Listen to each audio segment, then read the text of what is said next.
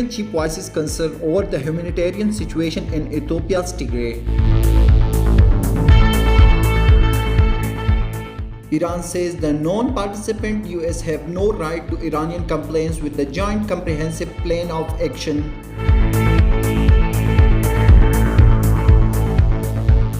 In Uganda, 32 people were killed and 5 others injured in a road accident.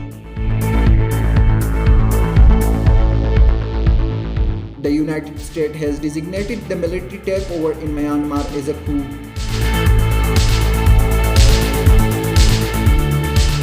Iran agrees to free crew members of seized South Korean tanker and captain to be remain in custody. In the United States, 2 FBI agents have been killed and 3 others wounded during a shootout in Florida.